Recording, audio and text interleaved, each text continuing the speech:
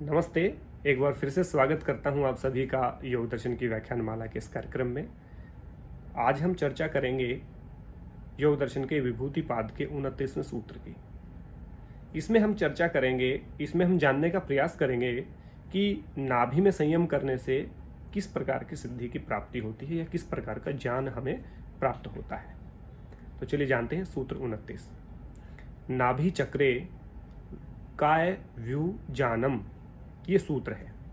नाभि चक्रे यानी कि नाभि का जो चक्र है, यानी कि जो नेवल है हमारी, उसका जो चक्र है, नेवल ऐसे ही तो होती है ना, पेट में जो एक चक्र बना हुआ है वो नाभि का है।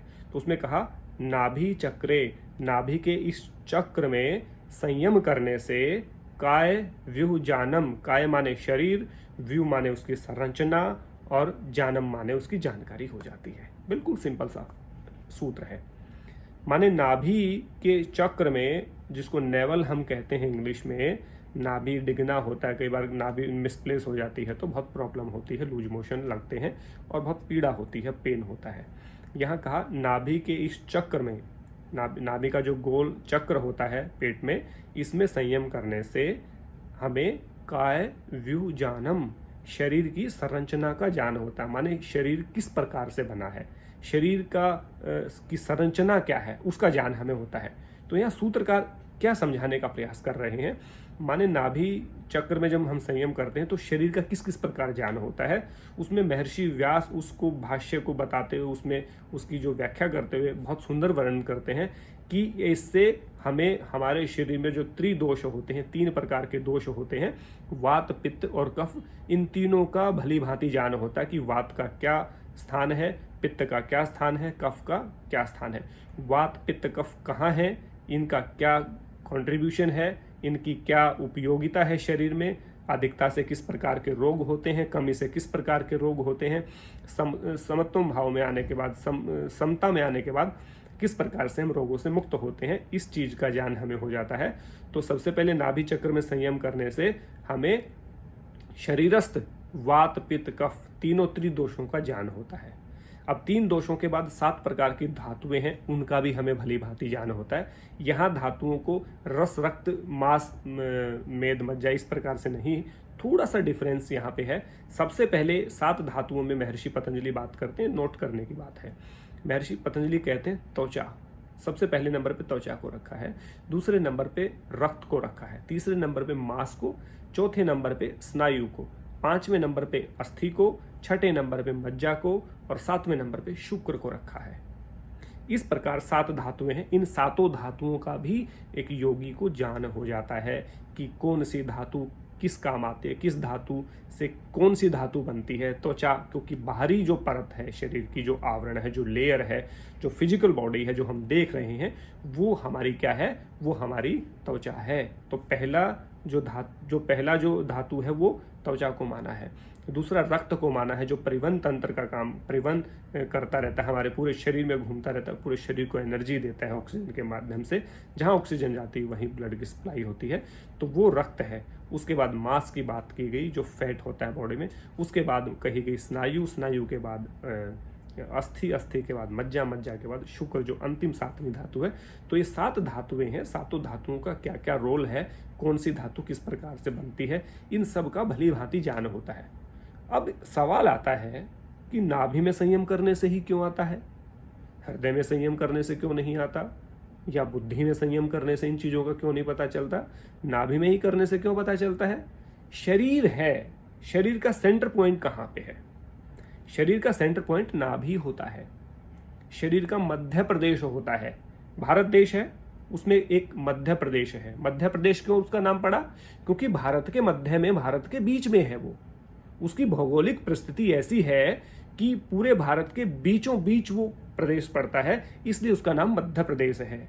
और उस मध्य प्रदेश में ही आज मैं बैठ करके इस वीडियो को रिकॉर्ड कर रहा हूँ। उस मध्य प्रदेश की राजधानी भोपाल में बैठा हूँ वर्तमान में, अभी फिलहाल, जब ये मैं इस व्याख्यान को शूट कर रहा हूँ। तो ये कोइंसिडेंट है, बहुत अच्छी बात है कि पूरे भारत का जो सेंटर पॉइंट है, जो बीच का स्थान है, वो मध्य प्रदेश है, और हमारे जो शरीर का सेंटर पॉइंट है वो नाभि है। तो मेरे पास नाभि भी है और मध्य प्रदेश में मैं बैठा हुआ हूँ अभी, तो बहुत अच्छा कोइंसिडेंट है। इसलिए नाभि में संयम करने से, क्योंकि नाभि सेंटर पॉइंट है, अब मध्य प्रदेश है तो पूरे भारत को मध्य प्रदेश से जाना जा सकता है कि उत्तर, दक्षिण, पूर्व, पश्चिम, पूरा जो है वो राउंड करें तो बीच का जो स्थान आएगा वो मध्य प्रदेश आएगा।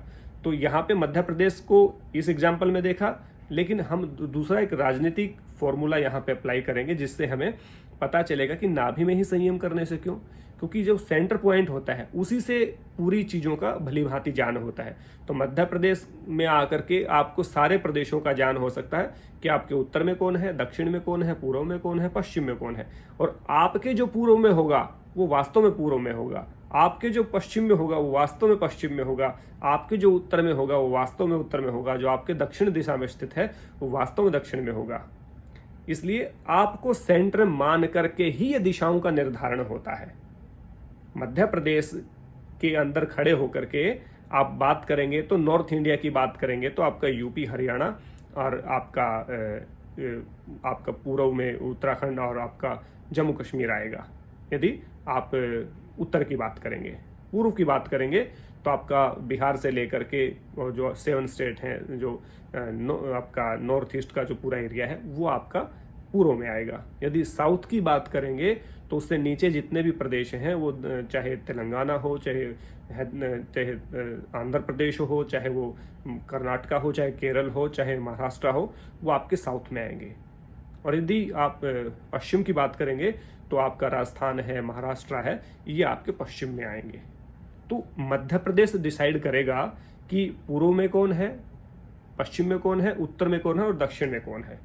ठीक है, तो इसलिए आप यदि हम बात करें कि गुजरात का पश्चिम क्या है, तो गुजरात तो खुद पश्चिम में है, उससे आगे तो कुछ है नहीं, तो वो कैसे कह सकता है, वो वहाँ से निर्धारण नहीं हो सकता। तो इसलिए निर्धारण होगा बीच से, सेंटर पॉइंट से, यानी कि केंद्र से। अब बात केंद्र की चली है तो केंद्र का एक उदाहरण और आपको दे देता हूँ। हमारे देश में लोकतंत्र है और एक जो संविधान के अनुसार लोकतंत्र में जो सरकारें, पार्टियां जो सरकारें बनाती हैं तो उसमें केंद्र की सरकार होती है, एक राज्य की सरकारें होती हैं। राज्य की सरकारें जैसे मध्य प्रदेश में भी बीजेपी की सरकार है और फॉर्चुनेटली पूरे देश में भी बीजेपी की सरकार है, माने केंद्र में भी बीजेपी की सरकार है। अब देखें तो राजस्थान में कांग्रेस की सरकार है। ये हम वीडियो रिकॉर्ड कर रहे हैं अगस्त 2021 में। तो आप कभी कई साल बाद यदि आप इस वीडियो को सुनेंगे तो ये लगेगा कि अभी तो पता नहीं सत्ताएं बदल चुकी होंगी उस समय पे।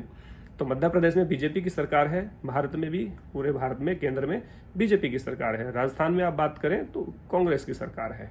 छत्तीसगढ़ में आप बात करें तो कांग्रेस की सरकार है। इस प्रकार से आप देखेंगे तो केंद्र की सरकार पूरे देश को चलाती है, राज्यों की सरकार राज्यों पे काम करती है, मुख्यमंत्री होता है, केंद्र में प्रधानमंत्री होता है। तो प्रधानमंत्री को ये पता होता है कि किस मंत्री को क्या विभाग दिया गया है। मान लीजिए सभी विभागों की जानकारी चाहिए तो कहाँ से कलेक्ट करेंगे आप? कृषि की जानकारी चाहिए तो कृषि मंत्री के पास जाएंगे, हेल्थ की बात कहें तो हेल्थ मिनिस्टर के पास जाएंगे, यदि आपको किसी एजुकेशन की बात करनी हो तो आप एजुकेशन मिनिस्टर के पास जाएंगे, MHRD मिनिस्ट्री में जाएंगे, यदि आपको किसी और पेट्रोलियम की बात करनी है, शहरी विकास प्राधिकरण मंत्रालय की बात करनी है, तो पर्टिकुलर उनके जो मंत्री हैं वो आपको जानकारियां दे सकते हैं। लेकिन एक व्यक्ति ऐसा है जो सारे देश की जानकारी दे सकता है, सारे मंत्रालयों की जानकारी जिसके पास इकट्ठा होकर के आती है, और वो है हमारे देश का प्रधानमंत्री। तो हमारे देश के प्रधानमंत्री के पास सभी विभागों का, सभी डिपार्टमेंटों का लेखा जोखा होता है, किसको कितना फंड दिया, किसने कितना यूज किया, किसने कितना मिसयूज किया, कौन कहाँ कितने क्षेत्र में हमने कितना डेवलपमेंट किया, कितना और कर रहे हैं, क्या कुछ प्लान्स हैं। क्योंकि सभी मंत्रालय केंद्र में आकर के प्रधानमंत्री को सारी रिपोर्टें सौंपते हैं और वो मंत्रालय वहीं से सारी सैंक्शन लेते हैं, वहीं से उनके बजट पास होते हैं, वहीं से फंड रिलीज होता है। तो एक प्रधानमंत्री पूरे सभी मंत्रालयों को अच्छे से जानता है। लेकिन जरूरी नहीं कि हेल्थ मिनिस्टर आपके जो एग्रीकल्चर मिनिस्टर है उसकी बात जाने, जरूरी नहीं एग्रीकल्चर मिनिस्टर आपके MHRD मिनिस्ट्री यानी कि एजुकेशन मिनिस्ट्री की किसी बात को जानते हो। MHRD मिनिस्ट्री आपका जरूरी नहीं कि अर्बन डेवलपमेंट अथॉरिटी की बात जानता हो। क्योंकि ये सब अलग अलग हैं। तो सब अपने डिपार्टमेंट में एक्सपर्ट हो सकते हैं, अपने डिपार्टमेंट की सारी जानकारी हो सकती है, लेकिन संपूर्ण जानकारी जो है वो किसको प्राप्त होगी? वो प्राप्त होगी हमारे प्रधानमंत्री को, कि किस डिपार्टमेंट में क्या चल रहा है, कौन सा मंत्रालय क्या काम कर रहा है। यदि हम बात करें रक्षा मंत्रालय की, तो रक्षा मंत्रालय विदेश मंत्रालय में क्या चल रहा है उनको नॉलेज नहीं होती, विदेश मंत्रालय को रक्षा मंत्रालय की नॉलेज नहीं होती। माने एक दूसरे को खेल मंत्रालय जो है वो सांस्कृतिक मंत्रालय या खेल मंत्रालय है, वो अन्य मंत्रालय की जानकारी नहीं दे सकता, क्योंकि उसके पास केवल उसकी जानकारी होती है, उसके दायरा सीमित है, उसका अधिकार क्षेत्र सीमित है। लेकिन प्रधानमंत्री सब में हस्तक्षेप कर सकता है और प्रधानमंत्री को सब विभागों को ठीक से जानते हैं, सभी विभागों की रिपोर्ट लेते हैं, मंत्रालयों की रिपोर्ट लेते हैं। तो इसलिए इस पॉलिटिकल सिस्टम से भी हम समझ सकते हैं कि प्रधानमंत्री केंद्र में है, केंद्र की सरकार पूरे प्रदेशों की सरकार का लेखा जोखा भी रखती है कि किस प्रदेश को कितना फंड रिलीज करना है। भले ही वो किसी दूसरे पार्टी की सरकार हो, लेकिन फंड तो केंद्र से ही रिलीज होगा। बहुत सारा फंड तो केंद्र से जाता है, कुछ जो फंड होता है वो स्टेट गवर्नमेंट खुद जनरेट करती हैं, उनके जो टैक्सेज होते हैं या उनकी जो आय के जो साधन होते हैं उनसे वो कलेक्ट करती है, जो टैक्सेज वो लगाती है। लेकिन यहाँ पे केंद्र का सबसे बड़ा रोल होता है। तो केंद्र किस स्टेट को क्या दे रहा है, किस स्टेट में क्या चल रहा है, सारा केंद्र को पता होता है। तो केंद्र में हमारा एक प्रधानमंत्री होता है, प्रधानमंत्री को सब चीज़ों की जानकारी होती है। ठीक उसी प्रकार जिस प्रकार से हमारे शरीर में एक प्रधानमंत्री यानी कि केंद्र बिंदु है, केंद्र बिंदु कहा नाभि को, नाभि के चक्र में संयम करने से तो अपने आप ही पूरे शरीर की जानकारी होगी।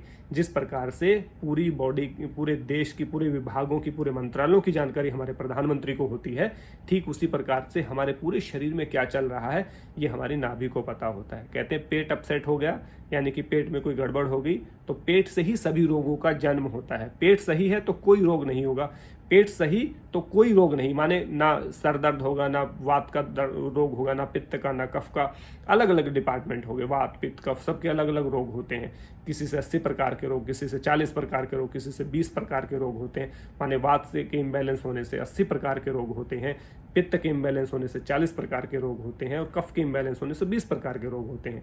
लेकिन यदि आपका पेट सही है, सही से फ्रेश हो रहे हैं, कॉन्स्टिपेशन नहीं है, तो आप मान के चलिए आपके वात पित्त और कफ तीनों सही संतुलित अवस्था में रहेंगे, क्योंकि आपका सेंटर, आपका केंद्र, आपका जो केंद्र बिंदु है वो सही है। तो पेट आपका सही है और पेट में ही ये नाभि होती है, इसलिए पेट सही तो पूरा शरीर सही होगा। पेट अपसेट होगा तो पूरा शरीर कहीं ना कहीं से अपसेट रहता रहेगा, कहीं सर दर्द होगा, कहीं बैक पेन होगा, कहीं बॉडी मसल होगा, कहीं आपको लीवर में प्रॉब्लम आएगी, कहीं आपके परिवहन तंत्र में कमी आएगी। तो सब कमियां चलती रहेंगी, क्योंकि केंद्र सरकार यदि कमज़ोर होती है, यहाँ फिर मैं राजनीति को घुसा रहा हूँ, केंद्र सरकार कमज़ोर होती है तो कोई ना कोई मंत्रालय गफलत करता है या कोई ना कोई मंत्रालय सही से काम नहीं करता। लेकिन यदि केंद्र सही है, सख्त है, तो सभी सरकारें, सभी प्रदेश की सरकारें, सभी मंत्रालय सही से काम करते हैं, सही से समय पे आकर के अपने काम को निपटाते हैं और लोगों की समस्याओं को दूर करते हैं। तो इसी प्रकार से शरीर की समस्याओं को दूर करने के लिए हमारा जो